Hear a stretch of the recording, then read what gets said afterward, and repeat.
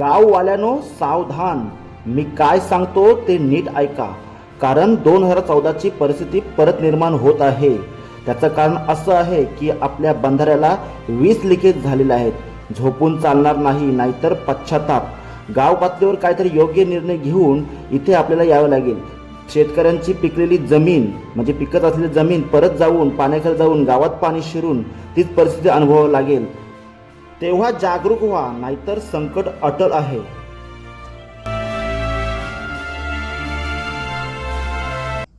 नमस्कार मित्रांनो, सागर पाटील.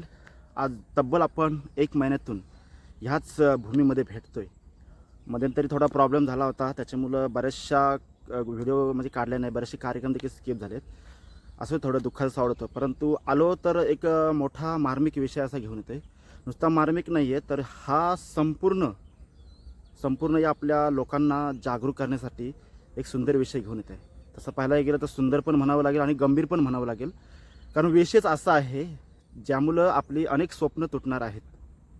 होय, तर तुम्हाला जागरूक करणे हे माझं कर्तव्य आहे. ज्याप्रमाणे मी तुमच्यासोबत पालखीमध्ये असतो, जत्रेमध्ये असतो किंवा इतर कुठल्या पर्यटनस्थळी असतो, चांगले चांगले ठिकाण दाखवतो. परंतु माझं आणखी एक कर्तव्य असं आहे की माझ्या या जनतेला जागरूक करणे. मी माझी जनता म्हणतो आहे, कारण कसं आहे, माझा हा विषय आपण पुढे घेतला तर कसं तिथं जास्त आपुलकी निर्माण होते. कारण मी या मातेवर प्रेम करणारा ब्लॉगर आहे, मी एक मातेवर प्रेम करणारा यूट्यूबर आहे. तर समस्त जनतेला एक विनंती अशी आहे की आपली खांड आता परत ती परिस्थिती उद्भवते की काय. जर आपण बघूया, प्रत्येकाला म्हणजे कसं आहे की खांड बघितली तर तुम्हाला एक काय करायला पाहिजे याची प्रत्येकाला तुम्हाला कल्पना येईल, जेणेकरून तुम्ही जागरूक राहा. कारण कसं आहे, हे जर गेलं तर परत भेटणार नाही, परत फार मोठं असं जड जाईल आणि फार मोठं नुकसान होईल. काय काय नुकसान होईल ते आपण नंतर बघूया. अगोदर आपण खाण बघूया. आठवड्यातून एकदा तरी माझं या जागेवर येणं होतं. म्हणजे कसं आहे, मी वॉकला तसा हायस्कूल करत जातो, परंतु सुट्टी असली की इथे येतो. का? कारण कसं दिवसा उजेडी इथे येणं चांगलं असतं, रात्री येणं बरोबर नसतं. कारण कसं आहे, रात्री सांगू शकत नाही. तर आता मी आहे, तर ती आहे आपली जी खाण. म्हणजे अगोदर आता हिला खाण म्हणता येणार नाही, तर बंधारा म्हणता येईल. आपण बंधारा म्हणूया, जरा सकारात्मक विचार करू. तर हा संपूर्ण जो आहे ना, तर तो लिकेज झालेला आहे. तुम्हाला प्रत्येकाला मी जागरूक करतो यासाठी की फार मोठा गंभीर प्रश्न. तर मी दुपारी येणार होतो, परंतु मी संध्याकाळी आलो, जेणेकरून पाणी पण जास्त भेटेल आणि काय कुठं कुठं काय गेलेलं आहे ते सर्व समजेल. आता बघा, हा जो टोक आहे तर कुठं आहे तो बघा. सुरुवातीपासून म्हणजे आपण इकडनं सुरुवात केलेली आहे, तिकडनं आपल्याला बघा, मी थोडा झूम करतो. बघा, 1 नंबर लिकेज. म्हणजे आता छोटा लिकेज आहे तो. आणि हा बघा 2 नंबर लिकेज. म्हणजे हे लिकेज नवीन निर्माण झालेले आहेत. इकडे बघू शकतो आपण, आणखी एक लिकेज आहे बघा. बघा, मी इथे फक्त उभाच आहे, तर या उभा असणाऱ्या ठिकाणापासून किती लिकेज आहेत बघा. 1 2 3 आणि 4. म्हणजे छोटे 2 आणि मोठे 2 आणि तिकडे एक छोटा आहे, 5 आहे. म्हणजे नुसतं उभा राहिलो तिथे नजर टाकली आहे, जवळजवळ किती असेल, एक 10 फुटाचं अंतर असेल. 10 फुटामध्ये 5 लिकेज आहे तिथे. आणि ही आपली म्हणजे खाडी, म्हणजे अगोदर खाडी शेती होती, आता संपूर्ण म्हणजे पाणीच झालेलं आहे. जरा आपण पुढे जाऊया. बघितलं तर आपण बघा कुठे आहे तुम्हाला बघा. आता तुम्हाला जी लिकेज दाखवली ना, तर ती ही जागा आहे बघा. म्हणजे इथे जरा कमी लिकेज आहे, परंतु वाढायला काही वेळ लागणार नाही आहे. बघा, मगाशी जे तुम्हाला छोटे 5 लिकेज होते, म्हणजे थोडेफार छोटे मोठे, आणि नंतर इकडे आणखी 3 दिसतात मोठे बघा. 1 2 आणि 3 तिकडे बघा दगडाजवळ. आता इकडे आपण जर आलो तर इकडे बघा, आता भगदाडच पडत चालले हळूहळू. हा एकदम मोठा लिकेज आहे. म्हणजे जो आपला बंधारा सुरू होतो ना, जिथं म्हणजे खाण गेली होती, तो जो बुंजवला होता, तो संपूर्णपणे हा आता लिकेज होत चालला आहे बघा. आणि यावेळेचं संकट जरा मोठंच वाटतंय. आता जरा पाणी जरा जास्तच आपलं दिसतंय. आता मोठ्या लिकेजांपैकी आणखी एक लिकेज दिसतो बघा. म्हणजे एकदमच मोठे. ते मगाशी दाखवलं ते आपण मोठे त्याला म्हटलं. इथे पण भगदाड गेलं आहे.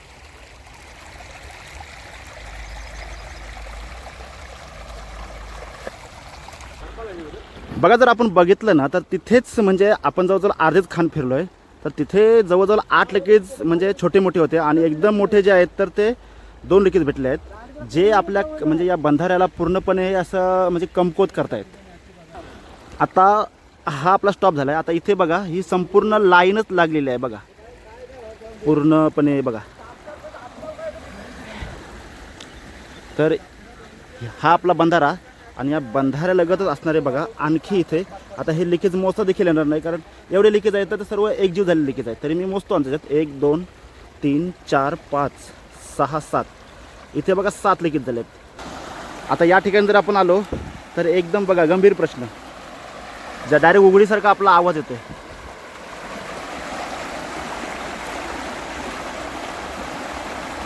ते गंभीरता आपल्याला घ्यावीच लागेल, कारण जवळजवळ तिकडनं म्हणजे मी आता अर्धेच फिरलो तर 8 आणि नंतर ते 5 म्हणजे 8 5 13 लिकेज झालेत.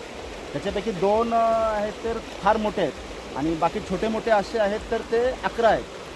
आणि इकडे जर आपण बघितलं तर आता बघा मोठं म्हणजे आपल्या उघडीवर कसं पाणी वाहतं अगदी तसा एकदम प्रवाह चालला आहे बघू शकतो. आणि इथे जर आपण बघितलं तर बघा जी आपली माती आहे ना तर ती पूर्णपणे ढासळते. इथे बघा पूर्णपणे माती ढासळते आणि ढासळत चालली आहे संपूर्ण. इकडे आपल्याला जागरूक राहावंच लागेल.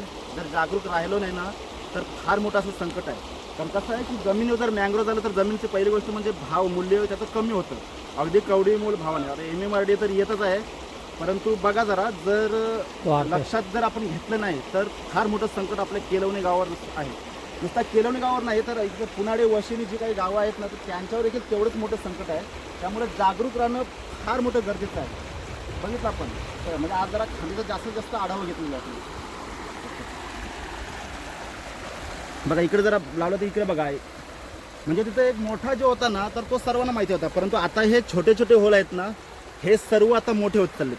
आपण इकडे हे बघा आता भगदाड पण पडत चालले बघा. इकडे हे बघा भगदाड पडत चालले बघा कसं, म्हणजे आपला बंधारा हा लास्ट बॉर्डरती आहे. आणि इकडे बघा आता जो आपला धोका ज्या समुद्राच्या पाण्यापासून होता आता वरच्या पाण्यापासून पण तेवढा धोका आहे, कारण इथे बघा मोठे मोठे असे होल पडलेत बघा. इकडे बघा आता मी खाली उतरलोय, खालून जर बघितलं तुम्ही नीट रिव्ह्यू घ्या बघा. सर्वात मोठा लिकेज आणि इकडे बघा किती मोठा लिकेज आणि इकडे बघा किती मोठा लिकेज. नुसतं लिकेजच आहे सगळीकडं.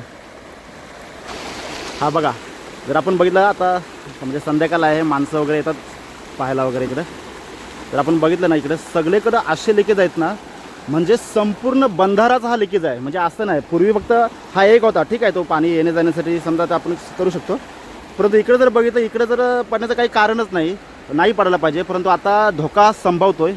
त्यामुळे लवकरात लवकर आपण जागरूक होणे फार गरजेचं आहे. आपण आता संपूर्ण म्हणजे आपल्या बंधाऱ्याचा रिव्ह्यू घेतलेला आहे. आपल्याला त्याला खाण म्हणता येणार नाही, कारण खाण म्हणजे काय की फुटलेल्या बंधाऱ्यामध्ये त्याला खांड आहे. तर बघा ज्यावेळी ही बांधली होती खांड, म्हणजे ज्यावेळी खांड गेली होती खांड बांधली होती, पण त्याच्यानंतर त्याची डागडुजी ही परत कधी केलेली नाही. म्हणजे अगोदर आपल्याकडे परंपरा होती की जोल वगैरे घ्या वगैरे काय. तर आता नुसताच म्हणजे इथल्या स्थानिक शेतकरी नाही, म्हणजे कसं इथला हा एरिया जो आहे तो नवे खर्च आहे, त्याच्यामुळे नुसतं त्या स्थानिक शेतकऱ्यांनी नाही तर संपूर्ण गावाने इकडं लक्ष देणं फार गरजेचं आहे. कारण जर एक खांड गेली तर संपूर्ण गावाची जमीन नापीक होते ना. आता तर पाण्याचा जोर एवढा आहे तर सांगू शकत नाही, म्हणजे आपली खाडी तर जाणारच आणि प्लस काही हायस्कूलकडे पण असं पाणी हळूहळू घुसतो, तो संपूर्ण वाट लावत जातो.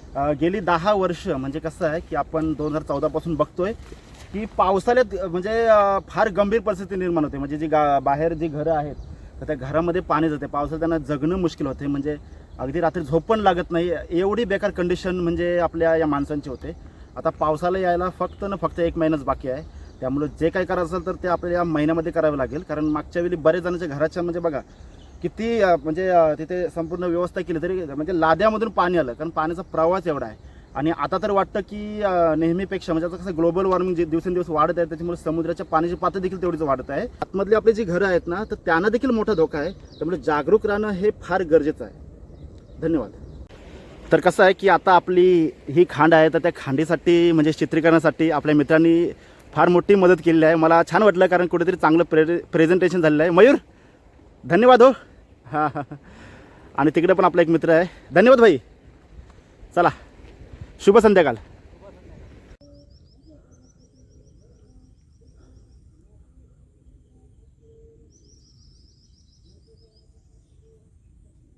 आता परत एकदा विषयावर प्रकाश टाकू आपण. आता मी आज जो आहे ना तर तो आहे कुठं गारगावर आहे.